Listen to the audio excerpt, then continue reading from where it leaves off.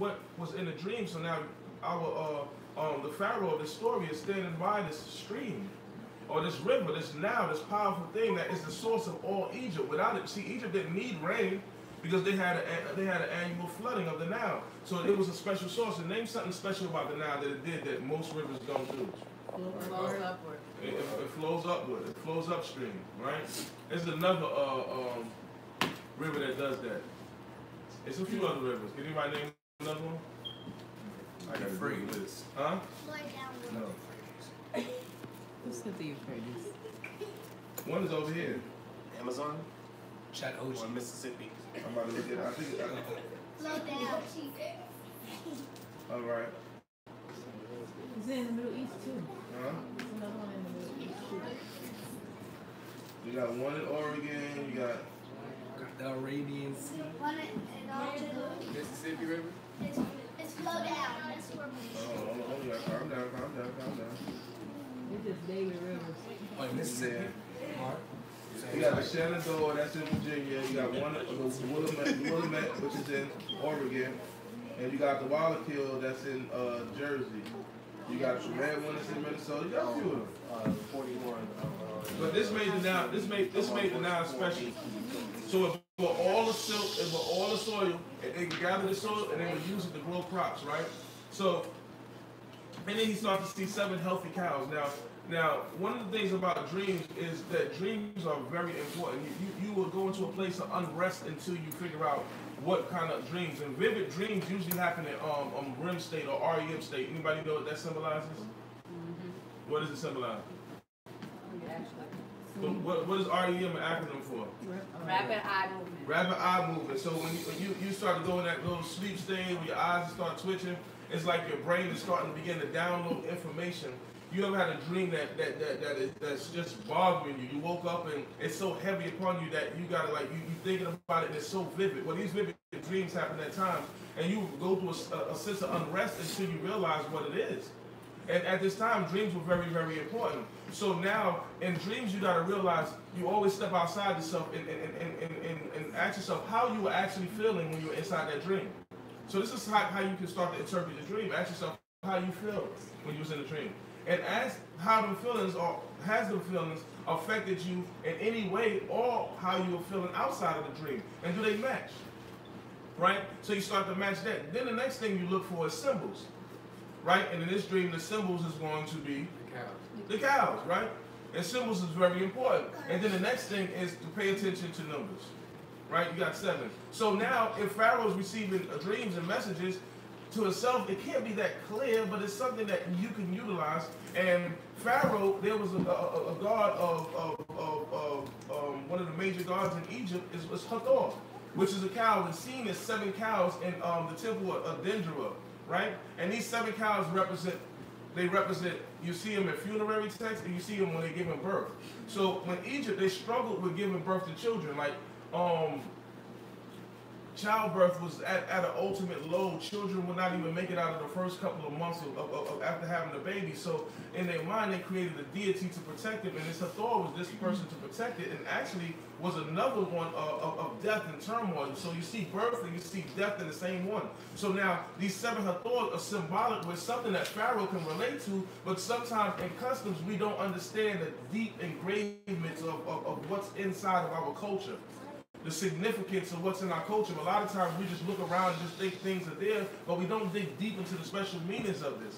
So now you start to see this with the Pharaoh. Continue. And the ugly Gant cows ate up the 7 handsome sturdy cows, and Pharaoh awoke. He fell asleep and dreamed a second time. 7 ears of grain, solid and healthy, grew on a single stalk. But close behind them sprouted 7 ears, thin and scorched by the east wind. All right, so now we got 7 ears or 7 bushels of grain, and that's also playing on another Egyptian deity, what you call Nefer, and that it was the god of grain. It was the god of grain, the god of ears, and now in it you start to see the 7, and that god represented nourishment, because that which came from the Nile nourished the Egyptians, right? So when you see Hathor, Hathor was more like on the fertility of the spiritual aspect of a child. So now in it, when you look at it, the basic foundation and the ending to the story is almost in the beginning of the story. The miketz at the end is coming to an end, but it's the beginning of something that's actually happening. So when you start to look at the foundation, the mere foundation of our lives and things that we go through, we will actually start to see these things replay itself out at the end of our lives. So that's the beauty of these things and these visions that we have.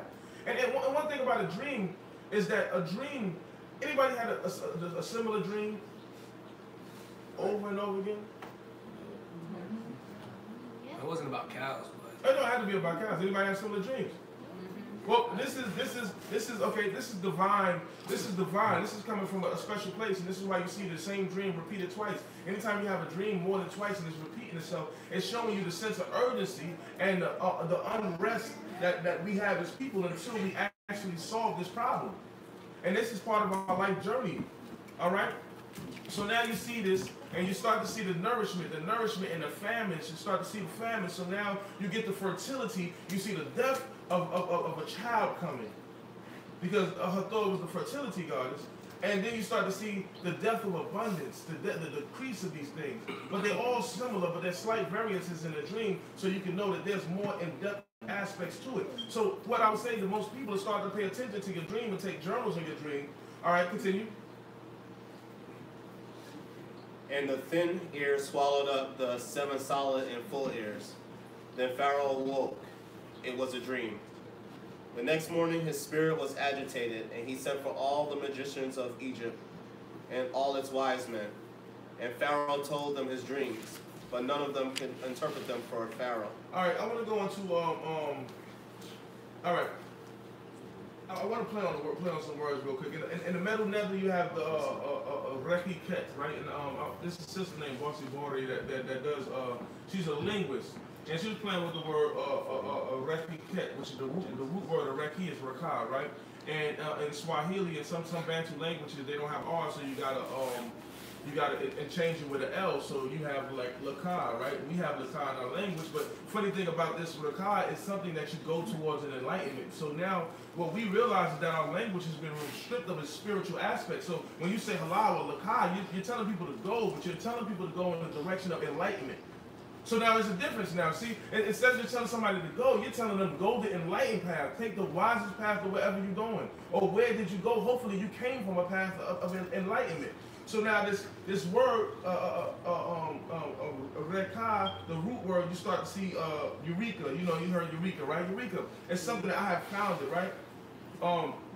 I have found it, I have understood it, I have learned it, rekah, to write, to weigh, to measure, to count, or to wrestle. Now keep all of this stuff in mind, because when you start to wrestle with something, that means you're playing with it, you're trying to figure it out, you're trying to understand it. So when Jacob, our forefather, was wrestling with Elohim, or wrestling with God, it is basically showing or shadowing or giving foresight into our whole journey, that we're wrestling with the understanding of God. So we're trying to figure this thing out. So when you wrestle or you struggle with a problem, these things are something because you're trying to find a solution or come to an end of something, right?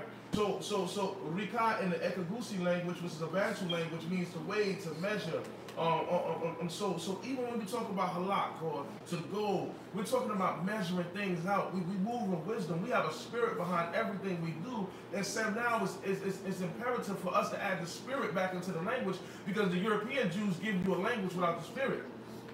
And now, and I want to call this the Babel theory. If we believe that at one time the earth was one language and God scattered the language, then we can trace all languages back to one single cognate. And what's the cognate? Main point. It's a root. It's a root. It's the parent root word.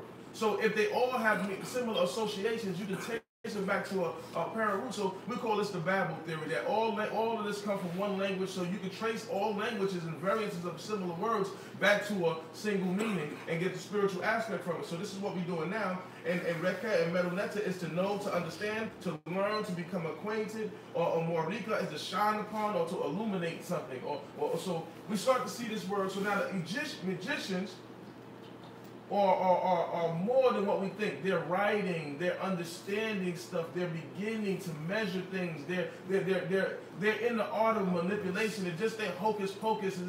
It's what they're doing, and it goes back to a hand, a movement of a hand, a writing, to engrave, the chisel. So the magician's trick is called the what?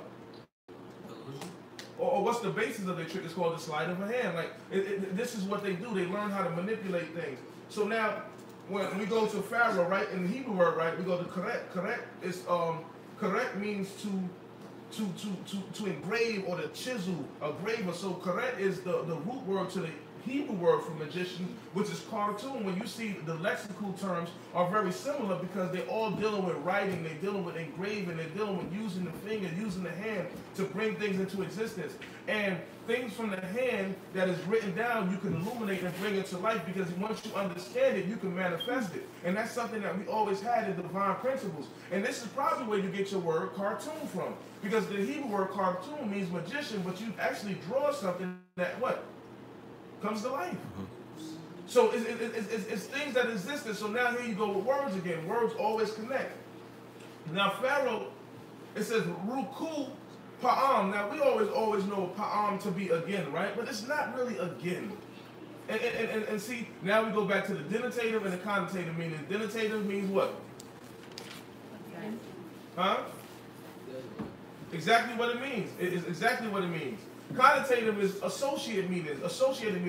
Most of the meanings that we're getting from the European Jews are only associated meanings and not the core meanings of what they have. So now you have the word pa'am, which we say again. But the word pa'am, the root is to tap, to beat, or to impel, or to agitate, to move and trouble. So it's something like you're beating something, you're striking something. So remember when your mom said, I want to beat this in your head. Beat it in your head, get it in your head. It's because you continue. So it says that his spirit was pa'am, it was agitated, it was moved. This dream kept on bothering him because it was letting him know that, hey, this is of some importance. It kept beating in his mind, it's walking in his mind. And so that beating down is like a strike with the foot. So it's a stomp down, but it's divine, because anything that's coming from the heavens and the earth is a footstool, meaning that it's stamping it inside of the mind of individuals. So now you're going to start taking dreams more serious, because it's a beautiful aspect in our life that we put the culture back into the language. Go ahead and continue. The cupbearer then spoke up and said to Pharaoh, I must make mention today of my offenses. All right, so he says, he used katatai. He says, I must make mention of my sin. Because culturally, if it's like us, anybody, and all of us have done it. You ever needed something from somebody and they gave it to you and they saved your life, or they helped you out such a good time, and then when you go back into your selfish ways, you do what? You forget about them, right? See, because they only surface the mind because you are a person in need, and every one of us has done this. So now the cupbearer is saying, I have remembered my sin, my sin. How many times you needed something and now you want to call a person, but you don't call them? Why? Huh? No, because you don't call them, because you ain't talking to them in a while. You like, dang, I gotta go set up a whole conversation, ask how the kids are, all of this and that. But in our selfishness, and this is part of our society. This is part of who we are as a people. And this is what we gotta realize, because sometimes we are so self-centered, meaning everything is centered around us. If it doesn't have any association with us, then we don't forget it. And the only time we want to talk to people is if we need them. Yeah, or to get something from them. Oh, I need this, I need that. What about how you doing, brother? How you checking up on? And every last one of us has that sin in our heart. So culturally, that was not accepted. So the cupbearer starts to remember, because now none of the magicians can figure it out. None of the enlightened ones, none of the writers, none of the scribes, none of them can figure it out. So now here he goes in the time of need, or he's going to be in trouble, so he can remember. So now that which was in the subconscious, he resurfaces, oh, I sinned, I forgot about this man that basically interpreted my dreams and helped me out of prison. Now that's more like people. That's the natural proclivity of people to forget about people who they don't utilize or use. But this is not our custom. This is not our tradition. This is not our ways. And this is why sometimes it's hard for us to understand these stories and these languages. Like we were talking last night, even the story with Jacob. Jacob was cooking porridge. The thing about him cooking porridge is, in ancient times, in Eastern cultures, you never cook for yourself. He was cooking a pot of porridge for who? The family. The family. So it was automatically Esau's food, right? Esau was going to eat it anyway. But he tricked him and said, hey, and then, that's what, just talking to different people in various cultures, they say that one of the funniest things about us as a people is America labels their food like, this is mine, this is mine. In other cultures, food was for everybody. It was everybody's food. When you cook, you didn't cook your little pot of oodles and noodles. You cooked everybody a pot. But see how the culture starts to change and everything becomes more self-centered. And this is the transition, and this is why the Torah is so beautiful, because it tells you how humans behave. Continue. Once Pharaoh was angry with his servants and placed me in custody in the house of the chief steward, together with the chief baker. We had dreams the same night. He and I, each of us a dream with a meaning of its own. A Hebrew youth was there with us, a servant of the chief steward. And when we told him our dreams, he interpreted them for us, telling each of the meaning of his dream. And as he interpreted for us, so it came to pass. I was restored to my post, and the other was impaled. Thereupon Pharaoh sent for Joseph, and he was rushed from the dungeon. He had his hair cut, and changed his clothes. And you must have got a hip hop Bible. He got faded. He got shaped up. All right. So right there, that's typical, because in ancient Shomrey and in ancient Egypt, they seen hairy people as detestable and barbaric. But the funny thing about their gods, they depicted them with hair. So this is kind of like society today. In imperialistic societies, the people that they oppress and are detested by the most, they revere them so high. You as a black person, you're revered to the highest thing, but they minimize who you are and bring you down to a low in their mind. But in truth, they actually love you. But that's why we have idolatry in the first place, because we're trying to control that which we worship. Yeah. And that's absolutely true. And then if you look at Egyptian culture, you start to see the crook and the frail, right? Now, they detested shepherds, but why is the highest ranking official a pharaoh with a crook and a frail? Why? Because that was a tool of a shepherd. So the people that they oppress is the people that they admire. It's just part of how society is. It's almost like a sick infatuation. You love something so much that you hate that you love it so much. Anything you ever had something like that? You love it so much that you hate that it's just like, it's too good and you just don't like it because it's too good. That this person is awesome. I love this person, but I hate this person because they seem to got it all together. And so now we get to understand it, and I want to walk you through. Anybody know what Joseph's name means?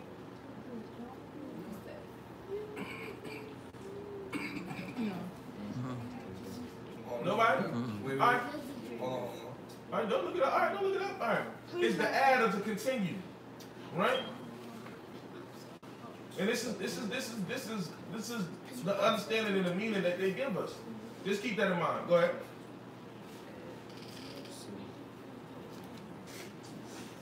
And he appeared before Pharaoh, and Pharaoh said to Joseph, I have had a dream, but no one can interpret it. Now I have heard it said of you that for you to hear a dream is to tell its meaning. Joseph answered Pharaoh, saying, Not I. Yahuwah will see to Pharaoh's welfare. All right, so excellent. So now he gives glory to God. He gives glory and understanding to the Almighty. He shows the Creator. He says, you know what? It's not me, because these things are in depth. These are divine encounters. So when you're going into a dream realm, this is something that's very, very imperative. And in ancient traditions, dreams were the connection from the divine. And those who can interpret it were messengers or bridges from the divine. So Yah also gives us the interpretation. So he's like, this is not me. It's not anything to do with me. This is completely God realm. And remember that when you have a dream, write it down. Write down your dreams, please, because there's messages to yourself that is coming from a divine situation. In ancient Hebraic societies, in ancient Egyptian, Greek societies, in shaman societies, dreams were venerated. They were just something that was so great.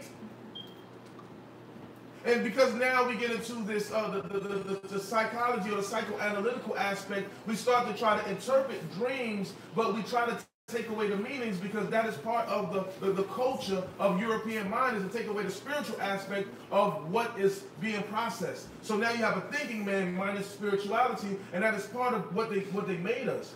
So now we're taking apart this thing. So now I want to go into something, because I want to show you how power is gained. But continue reading.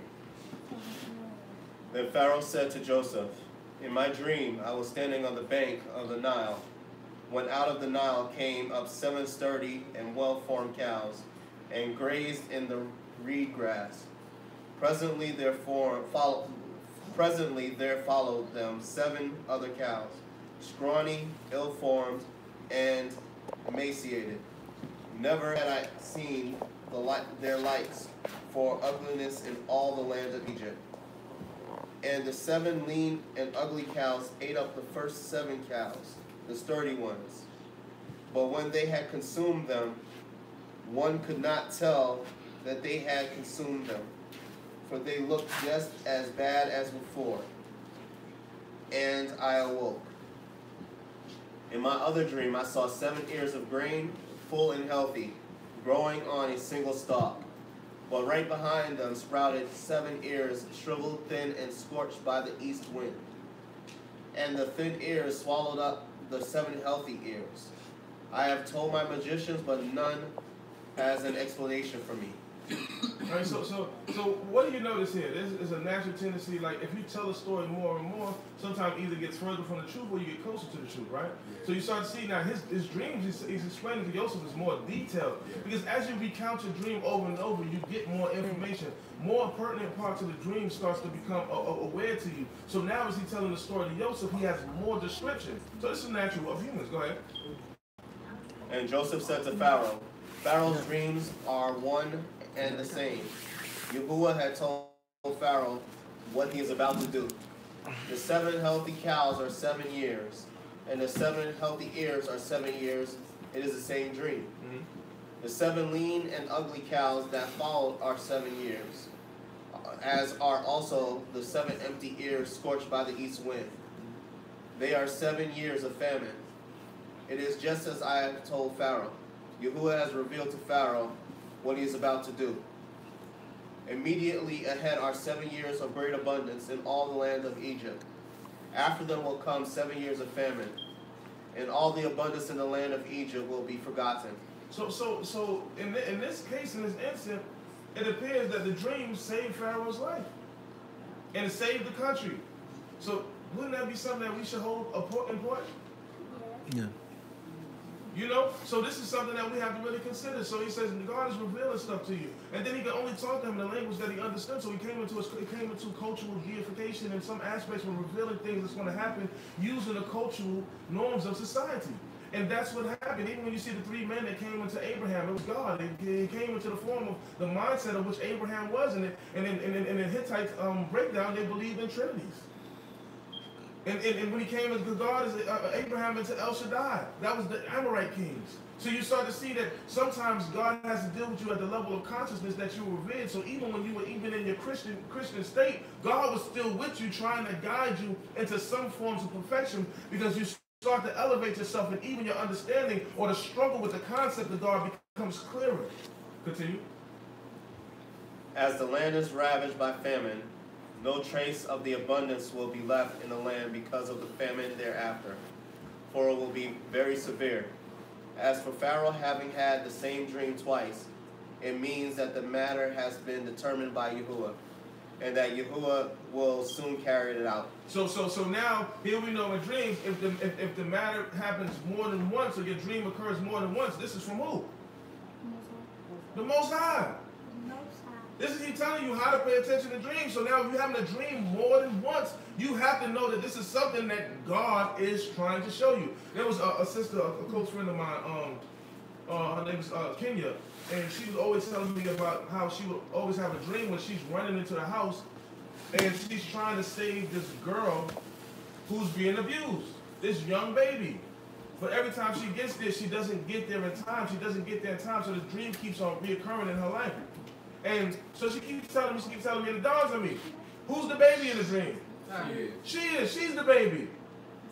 So now she's fighting to save herself because she was neglected. There was many things that happened and came upon her life, and now she's trying to save herself. So this constant dream just renewing itself over and over is telling her to save that younger child in that memory, because sometimes she doesn't have memory of her childhood. And that's natural for people to block out childhood memories, so they don't stress themselves, so they kind of block it out so they can move forward in life. So some people miss early childhood memories because that's what hurts them, or that's what was destroying them, and it was so painful. So it's easy for the mind to just erase it sometimes.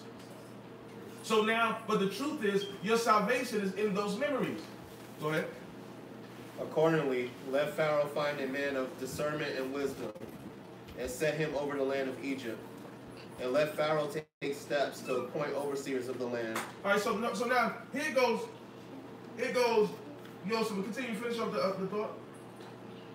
And organize the land of Egypt in the 7 years of plenty. Let all the food of these good years that are coming be gathered, and let the grain be collected under Pharaoh's authority as food to be stored in the cities.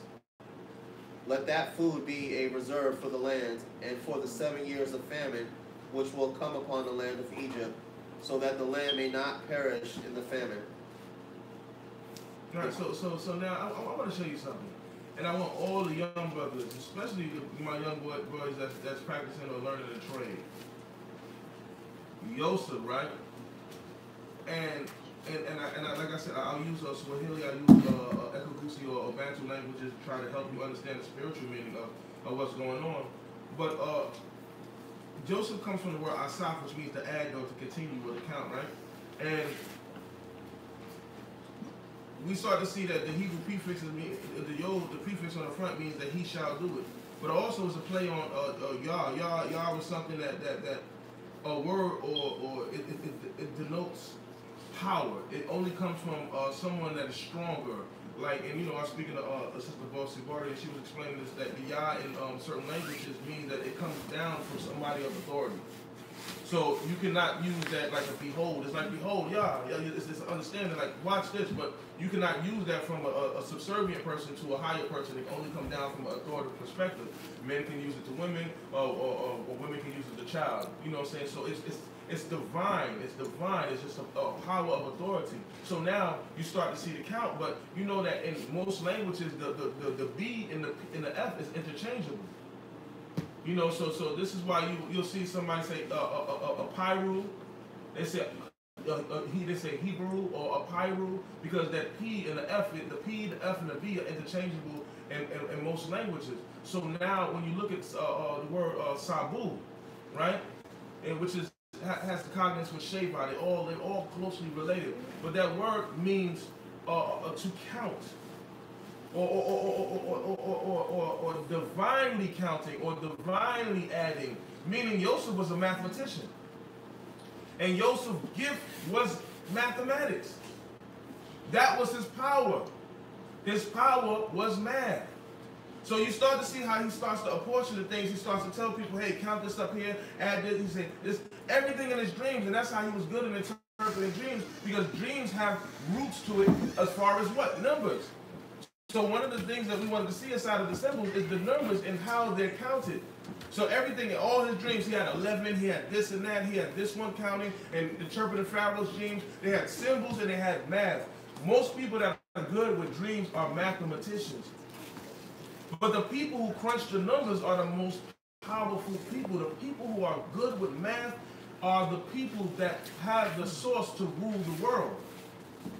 And this whole story of Joseph is about math. And we're gonna get into it. Continue. The plan pleased Pharaoh and all his courtiers. And Pharaoh said to the courtiers, could we find another man like him, a man in whom the spirit of Yahuwah? So Pharaoh said to Joseph, since Yahuwah has made all this known to you, there is none so discerning and wise as you. You shall be in the charge of my court. So now it was his mathematical prowess that gave him dominance now. So now he's moved up. They're showing all of his number crunching and how he knows how to maneuver, because they're going to show you what Joseph did. Joseph he stripped the city of all their money.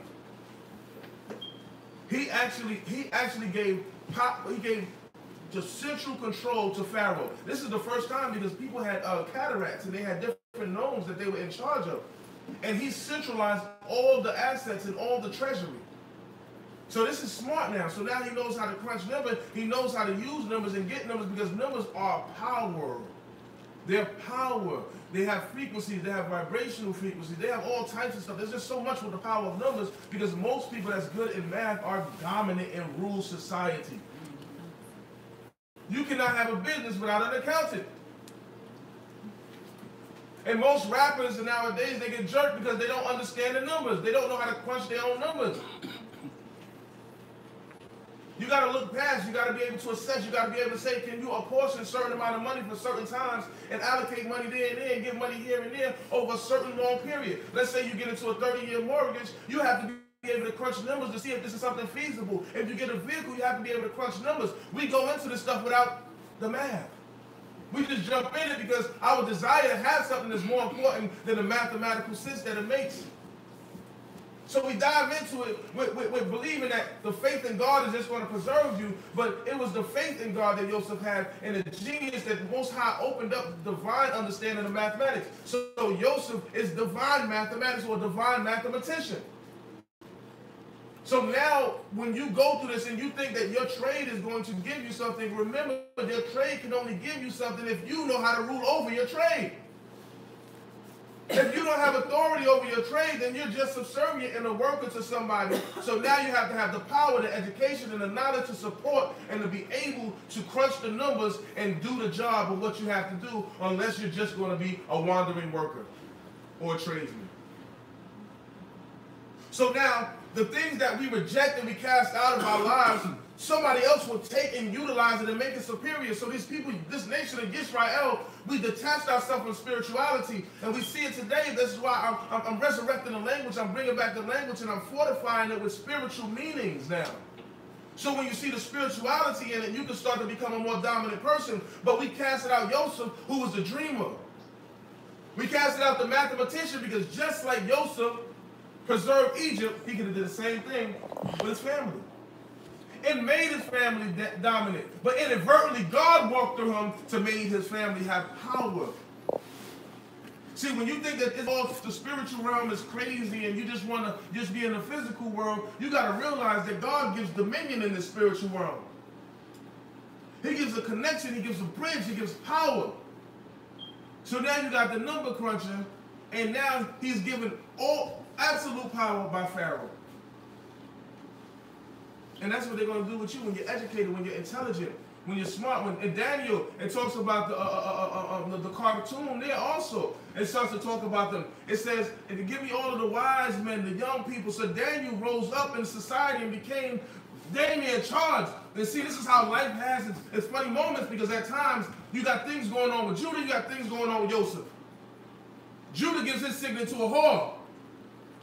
Joseph received the signet of power because of his intelligence. Now, what path are you following? Are you chasing after the trends or the loose women and losing your connection and your power and giving it to things that are worth nothing? Or you are taking your power and you're manifesting yourself and raising a nation out of the place that it is?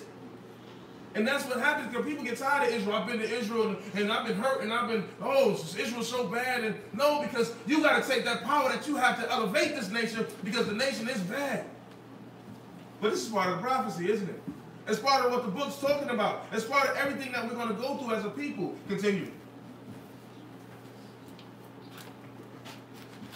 So Pharaoh said to Joseph, since Yahuwah has made all this known to you, there is none so discerning and as wise as you. You shall be in charge of my court, and by your command shall all my people be directed. Only with respect to the throne shall I be superior to you. Pharaoh further said to Joseph. And I'm going to stop. And this is the problem with most Israelite congregations, is because they have a bunch of leaders without education. They're uneducated. So you got 12 tribes, you got 11 of them that don't have a Joseph. And when you miss that Joseph, your people are subservient to the people who are intelligent. And that's why it's imperative that you cannot do the same thing over and over. You have to take intelligence to another level. You have to look at this book. Take your time and ask why with all of these books. Just don't read through the story and say, oh, that was nice. Take your time, ask the question, why? Why? He goes on and he names them Zaphapanea. What does that mean? Don't look over here. References. Yeah. Don't look over here. But it shows that we read to just get past in the book. We don't read for understanding. See, this is an Egyptian name, but Egyptians and Hebrew are both Afro-Asiatic languages. They have the same root words. Medu Neter and Hebrew have similar cognates. So now Zephon, right? Zephon. What's Zephon? Zephon. It means hidden mysteries, secrets. That's Hebrew. Zaphanat is just showing you the form of it and attaching it into a compound structure. Paneah is a play on two words in my mind, I'm assessing. That it comes from the word pa'am, to beat, the striking that we see in the pa'am, and ne'ak from the word noach, which means to cease or rest. So when you put it together, it's mysteries put to rest. So it's the mysteries put to rest, because you'll always be troubled by these dreams until you beat them to rest, or you put them to rest, because you have to pay to your attention or pay much attention to your dreams. Because they're constantly going to nag you, they're going to be agitated, they're going to be bothersome to you, pa'am, again and again, beating it inside of your head until you put them to rest. So you have to play with the dreams and play with the visions and understanding your life and start to understand more about yourself. Could that also mean knowledge rests on him? Absolutely. And the mysteries rest upon him. And then the pa in Swahili, it means to land from heaven. Meaning it's divinely landed from heaven. So these mysteries are resting inside of Yosef. Because he knows. Sacred geometry, sacred math. These things are a part of our culture. He knows the mysteries of the heaven. He's in depth. But one thing about Yosef, and I started to realize this week, it was something that I was mad about. I was so angry, but I realized in it, if you always focus on how bad the situation is, you'll never see the actual jewel to get out the situation. Or even in bad things, they happen to you so you can get something good out of them. And this week, I actually educated myself way more, because I had to be put back into a system of educating the children. So now I started to grow certain things, and my mind has just started racing and going all over the place. But God is saying, hey, you've been stagnant. It's time for you to start growing. And I felt complacent for the last 3 weeks. And I study enough to present, and I study enough to get, but I'm usually locked into my studies, and I haven't felt that. And I'm starting to get that spirit, and I'm starting to share it with my children, and growing together with them, and that's the beauty of it. Then he has 2 children, right? And I'm gonna read one meaning, and I'm gonna close out. You kind of know the rest of the story, but I want to reiterate the mathematics, right? He has a son called Manasseh, right? And we use it as forgetfulness, but that is a play on the word. See, there's many meanings to the word. Once you dig into it, you can understand. So now you got many. Remember in Daniel, many, right? All right. Many, number, reckon, established by calculations, right? You start, and these are all Hebrew, right? Mana has numbered. Or mana, the measure, the unit. So it's measuring. It's a unit. It's a math. But why is it measuring? Why is it calculation? Let's go on forward. Let's go to this. In Aramaic, it's number reckon, right? And Aramaic is also unit of measure. In Swahili, the process of determining the weight of a half a kilo, right? Mana and Ekagusi, which is a Bantu tribe, to use the notion of fingers as if in search of something lost, or movement of fingers as in counting. I want you to stop right there. Now there goes the spiritual denotation of the word, because now if you go into Latin, what is it called when you get your hands, nails done? A manicure. Why is it called a manicure? Because it's curing your manicures. Your manis, you know what I'm saying, your hands, right? So it's accounting with the hands. It's accounting with the hands. It's things that you're searching. So it all goes back into the magicians. It starts to go back. See, he was so divine in the numbers, he baffled everybody else. His math was outstanding. So even his son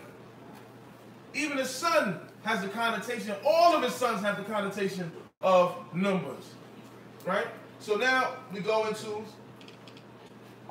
Mina, or Ekagusi, means to braid by using the motion of your fingers. Mano and Ekagusi, which means many, right? So we going in, you keep on going. In the Latin, it means hand. Right there, right there, at the bottom. I stand right at the bottom. All right. So now we got these mantles. You start Manasseh. Now you know in African culture and many Swahili meetings they say I say. You know, and that compared to Hebrew, the word asa or say means to make or create. Now let me show you the difference. I say means it's the energy of force of creation. It's the divine spirit to create or to bring things into existence or enlightenment. Right? That's a whole different concept, right? It's similar, but one is dumbed down. Why do we have the dumbed down meaning? So now it's a spiritual force that's behind you to force you to create. But it also means to illuminate, to cause the shine. Because once you understand something, once you know the meaning, you can create it and bring it into existence. It's just like somebody has an idea to create a plane. Until you really understand how this thing works, it will never come into existence. So now there's a spirit behind it that God puts upon us. So now Manasseh is the energy to create through counting. Or to determine and measure it, to bring things into existence through its diametrical forms and understanding how to calculate it and break it down. And I'm going to close out with something, and I share this with y'all because I want you to understand its power in education. See, in this, you just think Joseph just happened to be a dreamer and just happened to, he was good with numbers. His power came from that. If you get nothing else from this whole thing, I want you to educate yourself. Because that's the power. The power is through education and the math. Most people that aren't good in math struggle economically. And it's a fact. Your power is going to be in math. Whatever skill you have, please apply it with math, with the spirit of Joseph in it to take over to empower your people and give them a better start. Do anybody know one thing Nancy Rob good at? Math. Money. But you see money, but money is what? Numbers. Math, numbers. Crunching numbers. So you see the whole idea and concept of a Yosef building up Goshen? Yeah, I ain't catch that. Over the head. It's over the head. Yeah, it's over there. You see the whole concept of a Yosef building up Goshen.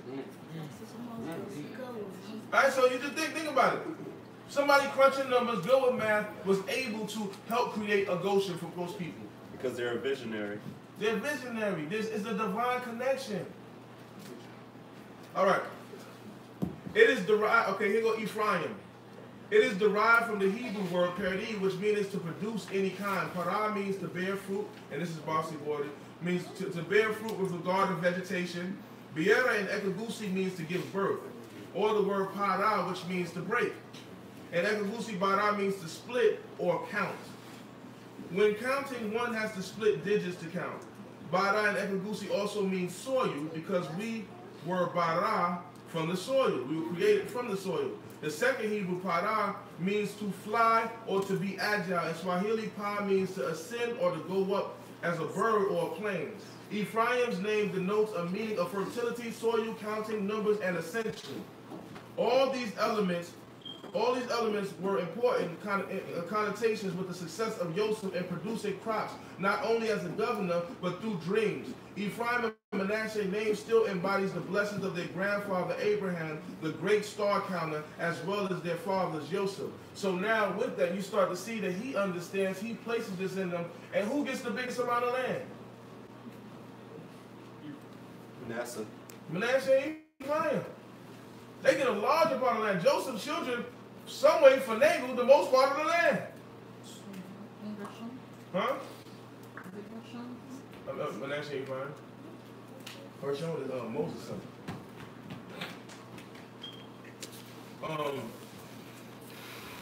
So in that, even when we think about this, I want us to see how things actually manifest. The book should be applicable.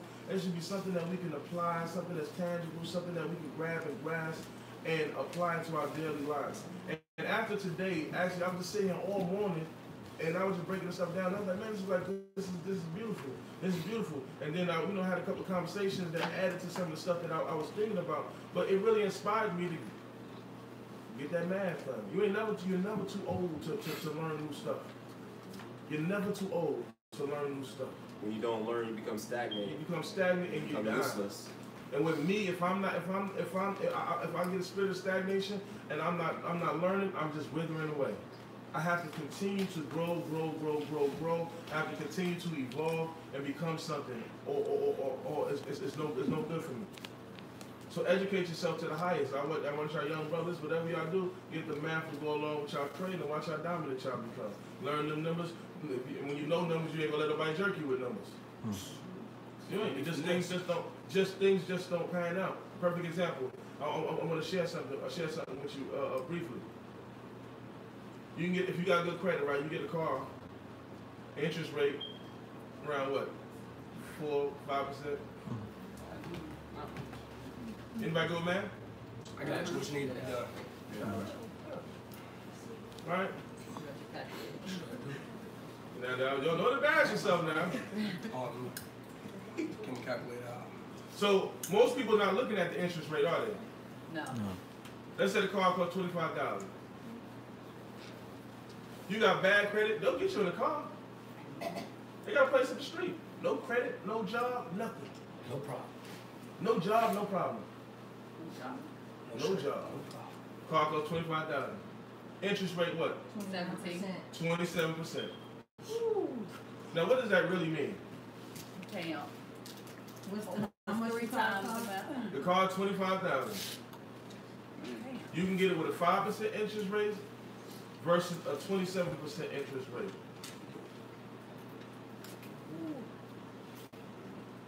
You're almost paying $7,500 Almost extra $7,000 extra to the car. versus $1,200. So You don't know how to do it on a calculator. So you said what? You just added $7,000 to a $25,000 car. And that's what the interest rate is. Yeah. 27%. 27%. So now the car look different now, right? Yeah, it's 31. Now you buying you $32,000. So now you're paying the actual price for a luxury car for something that don't even cost that much. But most of us would have went in there blindly because look, no credit. All you hear is no money down, no credit, you approved. And we just go happy, tap chairs all the way in there, right? And we go in there happily, not even knowing. 5% $1,200. And 5% versus the $1,200. And that is a story I want you to know. That's a simple lesson, right? That is a simple lesson to learn. If you don't have the ability to probably or have the money to purchase it twice, then don't purchase it at all. Just simple math. But all praises, all honor, all glory to the Supreme Wisdom. Hallelujah. Let us rise and face the east.